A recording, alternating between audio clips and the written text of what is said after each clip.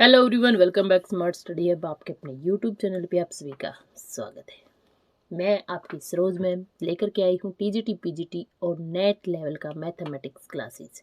ये linear algebra की second classes रहने वाली है। चलिए स्टार्ट करते हैं आज की क्लास।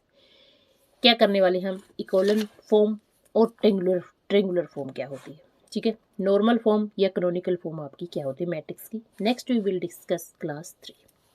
आज हम डिटेल में बात करेंगे कि इक्विवेलेंट फॉर्म क्या होता है। बहुत सारे बच्चे कंफ्यूज हो जाते हैं कि इक्विवेलेंट फॉर्म किस तरीके से निकालते हैं। इक्विवेलेंट फॉर्म को ही हम ट्रेंगुलर फॉर्म कहते हैं। कोई भी अगर आपको मैट्रिक्स दे रखी है, जनरल मैट्रिक्स दे रखी है किसी भी ऑर्डर की, स्क्वायर में, ये स्क्वायर के ऊपर ही काम करेंगे, ठीक है। उस मैट्रिक्स को हम क्या करेंगे, ट्रेंगुलर फॉर्म में लेके आएंगे, ठीक है। और ट्रेंगुलर फॉर्म क्यों लेके आएंगे, क्योंकि हमें जल्दी से पता चल जाए कि ये किस ऑर्डर, मतलब इसका रैंक कितना है। अगर आप ट्रायंगुलर फॉर्म में लेके आते हो तो आप उसका डिटरमिनेंट और उसका रैंक बहुत ही इजी तरीके से निकाल सकते हो। क्लियर। नॉर्मल फॉर्म और कैनोनिकल फॉर्म भी इसी तरीके से निकालते हैं कि आपकी नॉर्मल फॉर्म बाद में बात करते हैं, पहले हम कैनोनिकल इक्विवेलेंट फॉर्म पे आते हैं, ठीक है। लेट हमने क्या किया,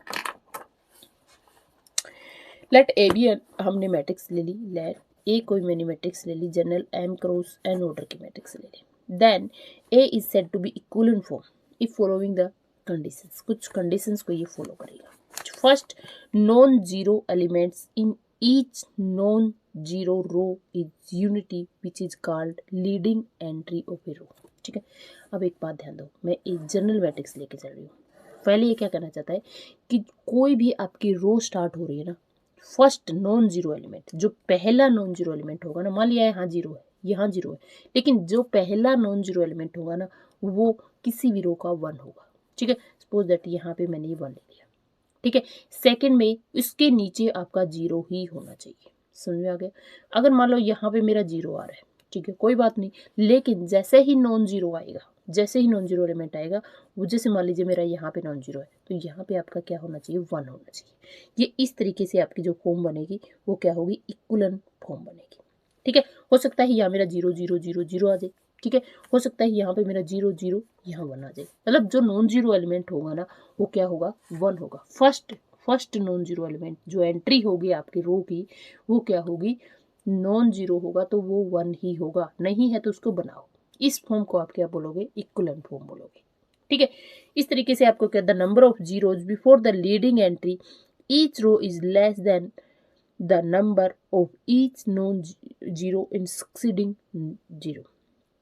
जो आपकी आ रही है रो वो आप में क्या बनती जा रही है, फिर वो जीरो बनती जा रही है। जैसे आप एक एग्जांपल से अच्छे से समझोगे, ठीक है।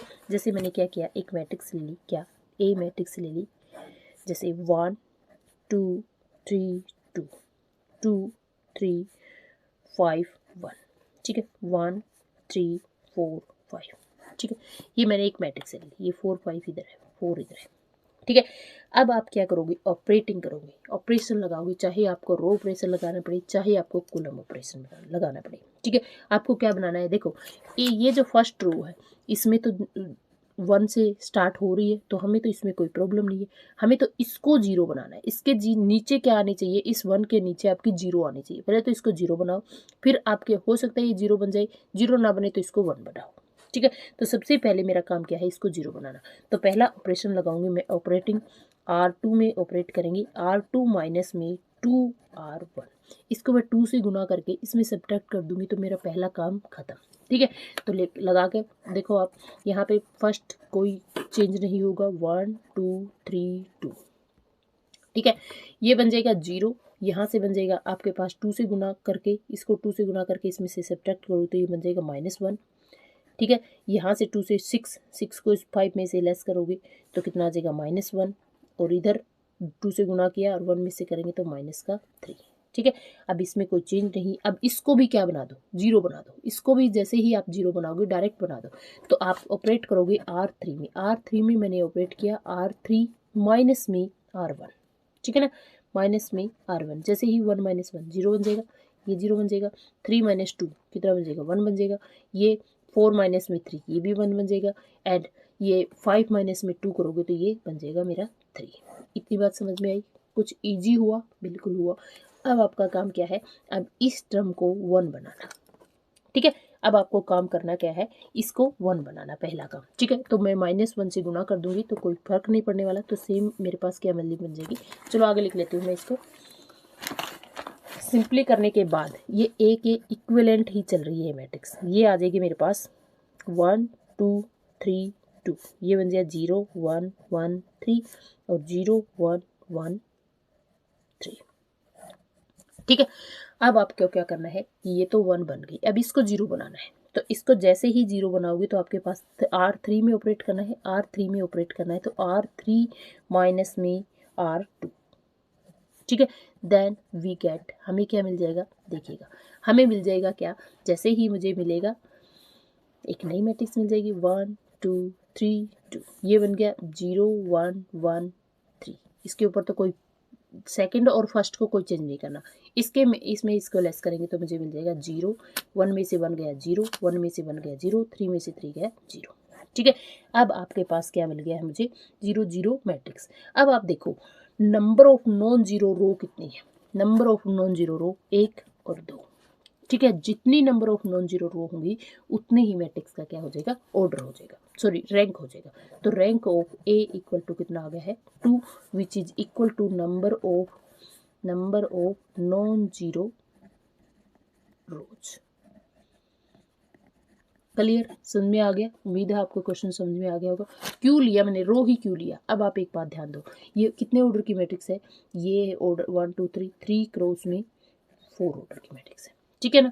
जो रैंक आएगा, अब आप ध्यान दो, रैंक ऑफ ए होगा वो less than equal to minimum of 3 and 4 को होगा, ठीक है ना। मिनिमम कौन है, रो है। अब आप एक बात ध्यान दो, रो है, इसलिए मैंने नंबर ऑफ नॉन जीरो रो को देखा है, कॉलम को नहीं देखा, ठीक है। अगर मान लीजिए मिनिमम कॉलम होता तो मैं number of non zero column लेती, ठीक है। इस तरीके से आपको कवर करना है कि आपको रैंक बहुत ईजी तरीके से मिल जाएगा, ठीक है। तो यहां से रैंक कितना हो जाएगा, 2 हो जाएगा। अब हम बात करते हैं कि नॉर्मल फॉर्म या कैनोनिकल फॉर्म क्या होती है। Normal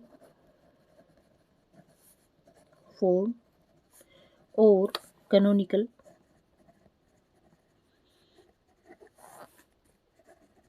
form of a matrix, एक मैट्रिक्स की नॉर्मल फॉर्म या कैनोनिकल फॉर्म क्या होगी, ठीक है। Every non zero matrix of order M cross N order की मैंने मैट्रिक्स ले ली, एम क्रॉस एन ऑर्डर की मैट्रिक्स ले ली, can be reduce by means of elementary row or columns operation equivalent to identity matrix। एक form में लेके आएंगे, उस फॉर्म में अगर आपने कवर किया है तो आप क्या कर सकते हो, देखिएगा ये जो मैट्रिक्स है, ये फॉर्म क्या है आपकी, ये IR, ये मैट्रिक्स, ये आइडेंटिटी मैट्रिक्स, एक आइडेंटिटी मैट्रिक्स के इक्विवेलेंट मैट्रिक्स बनानी है आपको, मैट्रिक्स को आइडेंटिटी के फॉर्म में लेके आना है, ठीक है। ऑपरेटिंग करके, चाहे आप कॉलम ऑपरेट करो चाहे रो ऑपरेशन करो, लेकिन आप उसको आइडेंटिटी के फॉर्म में लेके आओ। हो सकता है वो इस फॉर्म में आ जाए, हो सकता है इस फॉर्म में आ जाए, या फिर इस फॉर्म में आ जाए, या फिर इस फॉर्म में आ जाए। तो जो R होगा ना वो रैंक ऑफ ए मैट्रिक्स होगा। क्लियर, किस तरीके से होगा, देखिए एग्जाम्पल से। यहाँ पे ये जो 0 दिख रहा है, ये जीरो जो है जीरो मैट्रिक्स को दिखा रहा है, ठीक है ना। IR क्या है, मेरी आइडेंटिटी मैट्रिक्स है, R ऑर्डर की मैट्रिक्स है, and 0 represent the zero matrix of any order which is called the normal form of the और या canonical form of a matrix. Example से और अच्छे से क्लियर हो जाएगा। और जो R होगा ना वो फाइनाइट चेन होगा, ये फाइनाइट चेन की तरफ इस तरीके से बन रहा है। R मेरा क्या होगा, रैंक होगा मैट्रिक्स का। अब इसके करने का जो वर्किंग रूल है वो देख लीजिएगा। नॉर्मल फॉर्म का वर्किंग रूल एक बार आपके समझ में आ गया ना, फिर अच्छे से समझ में आ जाएगा वर्किंग रूल क्या है आपका। सबसे पहला वर्किंग रूल है आपको इंटरचेंज करना है, इंटरचेंज रो और कॉलम, रो और कॉलम को इंटरचेंज करना है टू ऑब्टेनिंग ए। क्यों करना है इंटरचेंज, जो फर्स्ट रो और जो आपकी मैट्रिक्स बनेगी, मैं ऐसे समझा देती हूँ। जो फर्स्ट एलिमेंट होगा ना रो और कॉलम का, जो फर्स्ट एलिमेंट होगा वो नॉन जीरो होना चाहिए, ठीक है। ऐसी रो और कॉलम को हम इंटरचेंज करेंगे जिसका फर्स्ट एलिमेंट, फर्स्ट रो का फर्स्ट एलिमेंट और कॉलम का फर्स्ट एलिमेंट क्या होता है, A11 होता है। ये मेरा कहना कैसा होना चाहिए, नॉन जीरो होना चाहिए, ठीक है। ये है फर्स्ट। सेकंड कहता है कि जो मेरा A11 होगा उसको क्या बनाओ, 1 बनाओ, ठीक है। पहला तो नॉन जीरो हो गया। सेकंड, उसको अगर 1 है तो ठीक है, नहीं है तो उसको 1 बनाओ, ठीक है। थर्ड कहता है कि उसके नीचे जो एलिमेंट होगा A21 होगा उसको 0 बनाओ। क्लियर, इतनी बात समझ में आई। A11 को, A21 को और A31 को क्या बनाना है, मुझे 0 बनाना है। बिल्कुल इजी भाषा में मैंने आपको समझाया है कि पहला जो एलिमेंट होगा उसको इंटरचेंज करके, चाहे रो को इंटरचेंज करो चाहे कॉलम को इंटरचेंज करो, उसको पहले नॉन जीरो बनाओ, फिर उसके बाद 1 है तो सही है, नहीं तो उसको 1 बनाओ। ठीक है, फिर उसके बाद नीचे आने वाली वैल्यूज को ऑपरेशन लगा के, चाहे आप रो ऑपरेशन लगाए चाहे कॉलम ऑपरेशन लगाए, इनको आप क्या बनाओ, 0 बनाओ। क्यों बनाओ, क्योंकि मुझे क्या, किस फॉर्म में लेके आना है, एक आइडेंटिटी के फॉर्म में मैट्रिक्स बनानी है। क्लियर, एग्जाम्पल देखिएगा, एग्जाम्पल से और अच्छे से समझ में आ जाएगा। इसी तरीके से फिर क्या करना है आपको, फिर देखना है कि A22 को आपको क्या बनाना है, नॉन जीरो एलिमेंट बनाना है। नॉन जीरो एलिमेंट बना के इंटरचेंज करके, चाहे किसी भी तरीके से आपको क्या करना है, A22 को नॉन जीरो बनाना है। फिर हम A22 को 1 बनाएंगे। ठीक है, किसी भी ऑपरेशन। फिर आप इसके नीचे वैल्यू आएगी A32, उसको क्या बनाओगे, 0 बनाओगे। ठीक है, इसी तरीके से फिर A33 को क्या बनाओगे, नॉन जीरो एलिमेंट बनाओगे। फिर उसके बाद उसको 1 बनाने की कोशिश करोगे, इस क्योंकि हमें आइडेंटिटी फॉर्म लेके ही आनी है। ठीक है, एग्जाम्पल देखिएगा, एग्जाम्पल से और अच्छे से कवर हो जाएगा। ए मैंने मैट्रिक्स ले ली, क्या 1 2 -1 3। ठीक है, -2 -4 4 -7। ठीक है, 1 2 1 2। ठीक है, अब आप क्या करोगे, इस ये मैंने एक मैट्रिक्स ले ली, अब इसके ऊपर ऐसा ऑपरेशन लगाएंगे। अब एक बात ध्यान दो, पहला रो कॉलम्स क्या बन रहा है, 1 बन रहा है, मुझे कोई प्रॉब्लम ही नहीं है ना। तो आपको क्या बनाना है, इन साइड वालों को 0 बनाना है, इसको 0 बनाना है। एक बात मैं बताना भूल गई थी कि इन एलिमेंट्स को भी क्या बनाना है, 0 बनाना है फिर। ठीक है ना, बाकी के बच गए ना, आपके रो के और कॉलम्स के नीचे सारे 0 बनने चाहिए। ये भी 0 होगा और ये भी 0। जो ऑपरेशन कॉलम पे लगेगा वही ऑपरेशन आपका रो पे लग जाएगा। ठीक है, तो अब मेरा मेन मकसद क्या है कि मैं इसको 0 बना दूं। ठीक है, तो इसको 0 कैसे बनाएंगे, देखिएगा, कोई भी ऑपरेशन आप लगा सकते हो। ठीक है, तो यहाँ से C2 में ऑपरेशन बनाऊंगी, C2 माइनस में 2C1। अगर मान लीजिए मैं इस सेकंड कॉलम में अगर इस फर्स्ट कॉलम को 2 से गुना करके इसमें से लेस करूँ तो ये 0 बन जाएगा बिल्कुल। अगर मैं थर्ड कॉलम में C1 को ऐड कर दूंगी तो भी मेरा 0 बन जाएगा, बिल्कुल बन जाएगा। सेकंड थर्ड ऑप्शन है C3 में ऑपरेट करेंगे, C3 में मैं C3 प्लस में C1, 0 बन जाएगा।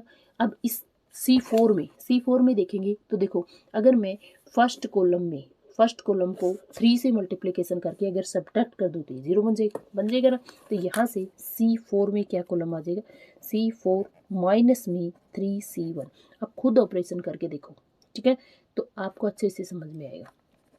मैं डायरेक्ट लिख रही हूँ, जो भी ऑपरेशन लगाने के बाद आपके पास आ रहा है 1 0 0 0, तो सब 0 बन जाएगा। ये बन जाएगा -2 0 2 -1, ये बन गया मेरे पास 1 0 2 -1।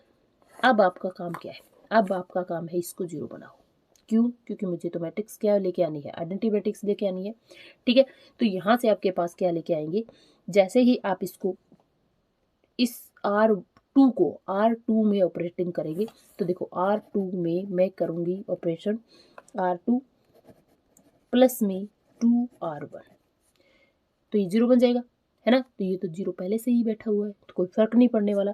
ठीक है ना, उससे पहले आप क्या करोगे, ज़्यादा से ज़्यादा 0 बन रहा है ना, इन दोनों को मैं ऐड कर दूँ, मान लो इन दोनों को सपोज दैट ज़्यादा से ज़्यादा 0 बन जाए ना, उतना हमारे लिए सही रहेगा। ठीक है, अब इसको भी मैं देख लो कि मैं R3 में करूँगी, R3 में ऑपरेशन लगाएंगे तो R3 माइनस में R1 कर दूँ।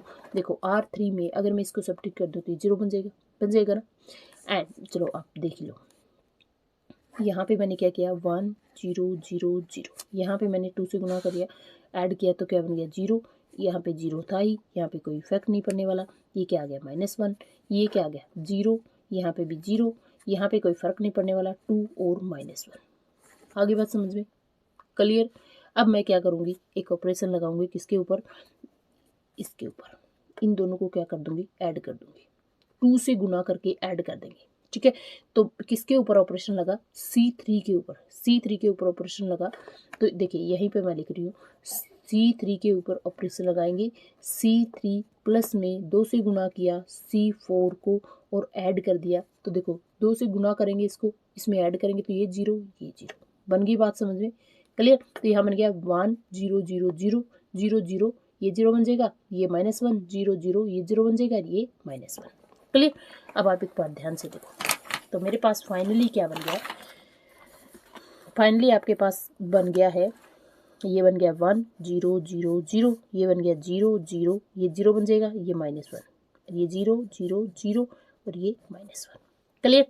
अब आपको क्या करना है, अब आपको एक और फॉर्म में लेके आने। क्या मैं इन दोनों को क्या कर दूं, या तो इसको इसमें कर दो, या फिर इसको दोनों को क्या कर दोगे, ऐड कर दोगे। जैसे ही आप ऐड करोगे तो क्या बन जाएगा आपके पास, सॉरी माइनस कर दोगे, किसमें, अरे भाई R2 में कर दो, R2 माइनस में R3।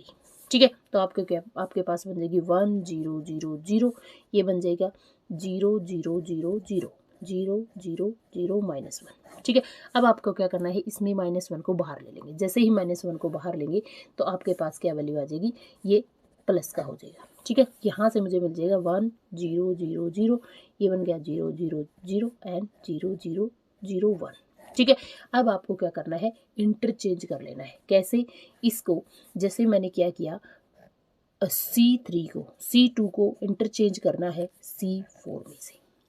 ठीक है, तो जैसे ही मैंने इंटरचेंज किया तो मुझे क्या मिल गया, 1 0 0 0, ये बन गया मुझे 0 0 0 0, और ये क्या 0, इधर 1 आ जाएगा, 1 0 0। ठीक है, अब हम इंटरचेंज करेंगे किसमें, R2 को इंटरचेंज कर देंगे R3 से।